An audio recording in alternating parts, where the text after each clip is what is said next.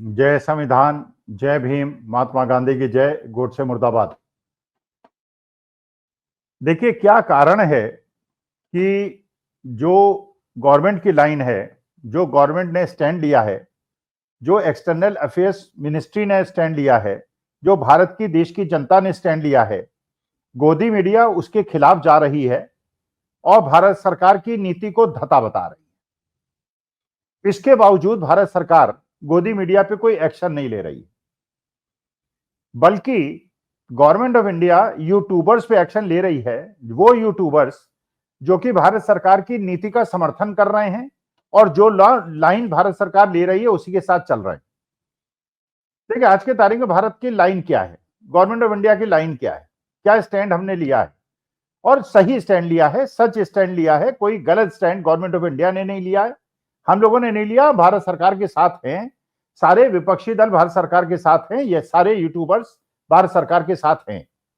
लेकिन गोदी मीडिया भारत सरकार के साथ नहीं है और वो स्टैंड ले रही है जिससे पाकिस्तान के स्टैंड को बल मिलता है। लेकिन इसके बावजूद भारत सरकार गोदी मीडिया को एनकरेज कर रही है और गोदी मीडिया के किसी प्रकार का दंड उनको नहीं दे रही है।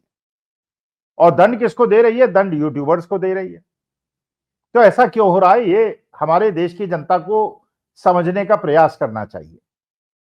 देखिए भारत सरकार का स्टैंड क्या है? भारत सरकार का स्टैंड ये है, जो हमारा स्टैंड है और भारत सरकार का स्टैंड है, वो ये है कि पहलगांव के अंदर और पुलवामा के अंदर पाकिस्तानी आतंकवादियों ने हमारे वीर जवानों का पुलवामा पे अटैक किया, उनको शहीद किया।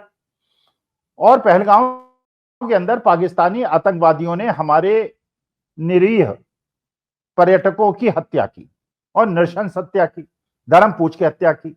और ये पाकिस्तानी आतंकवादियों ने किया, ये कश्मीरियों ने नहीं किया, ये भारतीयों ने नहीं किया, ये पाकिस्तानी आतंकवादियों ने किया। और जो पाकिस्तान बॉर्डर से क्रॉस किया, 20-25 किलोमीटर अंदर घुसे और पुलवामा के अंदर हमारे यात्रियों को उन्होंने मारा। इसलिए देश आहत था, पूरा देश आहत था, 142 करोड़ लोग आहत थे।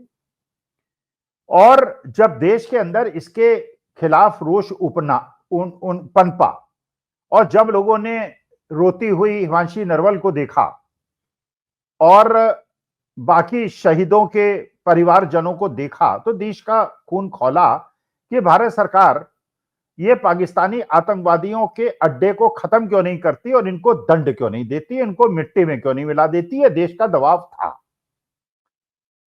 और भारत सरकार ने सेना को खुली छूट दी। भारतीय सेना ने अपने कर्तव्यों का निर्वहन करते हुए पाकिस्तान पे अटैक नहीं किया, पाकिस्तान के सिविलियन एरिया पे अटैक नहीं किया, उनके मिलिट्री एस्टेब्लिशमेंट पे अटैक करके उनको प्रोवोक नहीं किया, केवल टारगेटेड फायरिंग की और टारगेटेड फायरिंग करके उन्होंने आतंकवादी कैंपों को नष्ट किया, जो कि किसी भी इंटरनेशनल लॉ के हिसाब से अनुमन्य है। जैसे अमेरिका ने ओसामा बिन लादेन को पाकिस्तान के अंदर आके पकड़ा और उसे जो करना था उसके साथ कर दिया। तो वो कोई ऐसा नहीं था कि आप किसी सॉवरेन कंट्री के खिलाफ कोई कार्रवाई कर रहे हैं, आप आतंकवादियों के खिलाफ कार्रवाई कर रहे हैं। और पाकिस्तान की जनता और पाकिस्तान की सेना और पाकिस्तान के सॉवरेन नेचर को भारत सरकार ने चैलेंज नहीं किया। ये भारत सरकार भी कह रही थी, जो कह रही थी, और हम भी उनके साथ थे। लेकिन गोदी मीडिया ने एक नया स्टैंड ले लिया। हमारा कहना यह था कि उन्होंने आतंकवादियों को मारा, हमने आतंकवादियों के टेरर कैंप्स को खत्म किया और उसके बाद पाकिस्तान ने हमें प्रोवोक करने के लिए हमारे उरी में, पुंछ में, चंडीगढ़ में, राजस्थान के एरिया में, बॉर्डरिंग स्टेट्स में हैवी फायरिंग करके हमारे लोगों को, निरीह लोगों को, सिविलियंस को मारा, जो बात सच्ची थी। लेकिन हमने कोई आक्रमण नहीं किया। हमें वही बात हम कह रहे थे जो भारत सरकार कह रही थी, जो भारत की सेना अपनी प्रेस ब्रीफिंग में कह रही थी। और यही होना चाहिए ऐसे संकट काल में, आपातकाल में।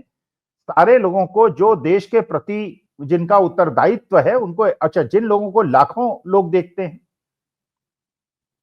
गोदी मीडिया ने जो यूट्यूब से पिछड़ रहा था, इस युद्ध का फायदा उठाते हुए अचानक टीआरपी बटोरने के लिए हर यूट्यूब चैनल, हर गोदी मीडिया चैनल ने बढ़ चढ़ के झूठ परोसना शुरू किया और यह दिखाना शुरू किया कि जैसे भारत ने पाकिस्तान के सिविलियन एरियाज में, उनके स्टेडियम्स पे, उनके बंदरगाहों पे और एयरपोर्ट्स पे हमला बोल दिया और उनके अंदर घुस गई है सेना, जो भारत सरकार का स्टैंड नहीं था, जो हमारा स्टैंड नहीं था, क्योंकि ऐसा कोई ऑफिशियल डिक्लेरेशन नहीं हुआ था। हमारे पास तो कोई स्रोत है नहीं, जो भारत सरकार कहेगी वही हमारे लिए स्रोत है, वही हमारे लिए सूचना है, वही हम आगे बढ़ा सकते हैं। इसके अलावा तो हम कोई चीज बढ़ा नहीं सकते। और गोदी मीडिया को अगर सुन के लोगों को लगा कि जैसे रावलपिंडी पे भी कब्जा हो गया है, लाहौर पे भी कब्जा हो गया है, सिंध में भी कब्जा हो गया है, और बिल्कुल भारत की आईएनएस विक्रांत भी आक्रमण कर दिया है और उनके हवाई अड्डों पे हर जगह हमारा कब्जा हो गया, इस प्रकार की जो झूठी खबरें फैलाकर पूरे विश्व को जो ये मान के चल रहा था कि भारत ने अटैक नहीं किया, भारत ने केवल आतंकवादी कैंपों पे हमला करके उनको निस्तनाबूद किया है, और अटैकर और घुसपैठी और भारत के अंदर घुसकर निरीह लोगों को मारने का आरोप पाकिस्तान पे लग रहा था। ये किसी भी विदेशी मीडिया को सुन लीजिए, वही स्टैंड ले रहा है। लेकिन गोदी मीडिया को सुनने के बाद शायद उनको ये लगा कि अगर इस प्रकार से भारत भी काउंटर अटैक कर रहा है तो इसका माने भारत सरकार और गोदी मीडिया के स्टैंड में, नैरेटिव में अंतर है। तो भारत सरकार के नैरेटिव के खिलाफ गोदी मीडिया क्यों बोल रहा है और उनको दंड क्यों नहीं मिल रहा है? ये तो देशद्रोही कृत्य है, जिसके अंदर यह बताया जा रहा है कि भारत सरकार कुछ और बोल रही है और गोदी मीडिया कुछ और बोल रही है, लेकिन उनको दंड नहीं मिल रहा। अच्छा, दंड किसको मिल रहा है? दंड उन यूट्यूबर्स को मिल रहा है जो कि भारत सरकार के स्टैंड का समर्थन कर रहे हैं, जो वो बात बता रहे हैं जो कि भारत सरकार बता रही है। और आप जानते हैं आज के तारीख में यूट्यूबर्स और गोदी मीडिया के बीच में तेज संघर्ष चल रहा है। वो टीआरपी के चक्कर में, और हम यूट्यूबर्स दर्शकों के स्नेह और प्रेम और उनके व्यूज के प्रेम में उनके लिए हम पेश करते हैं खबरें, और गोदी मीडिया अलग तरह से खबरें पेश करता है। उनके कस्टमर्स अलग प्रकार के हैं, हमारे सुनने वाले अलग प्रकार के हैं। हमारे जो दर्शक श्रोता हैं वो सच सुनना चाहते हैं, उनके दर्शक श्रोता जो गोदी मीडिया परोसता है उसको सुनना चाहते हैं। वो सनसनी पैदा करना चाहते हैं, हम संवेदनशीलता के साथ खबरें, सच्चाई बताना चाहते हैं। तो हम तो गवर्नमेंट का स्टैंड ले रहे हैं, वो गवर्नमेंट के स्टैंड के खिलाफ जा रहे हैं, लेकिन उनको दंड नहीं मिल रहा। हमारे यहां लोगों को, यूट्यूबर्स को दंड मिल रहा है। पहले 4 PM बंद हुआ, फिर पुण्य प्रसून वाजपेयी का चैनल बंद हुआ, अब खबर है कि वायर बंद हो गया, दी वायर। जो यूट्यूबर्स हैं, पौरुष शर्मा हो गए या लोक नीति हो गए, जो बड़े पॉपुलर चैनल्स हैं, 10-10, 20-20, 25-25 लाख जिनके सब्सक्राइबर्स हैं, उनको डबल टिक मिल गया है। अब ट्रिपल टिक मिलेगा तो बंद कर दिया जाएगा।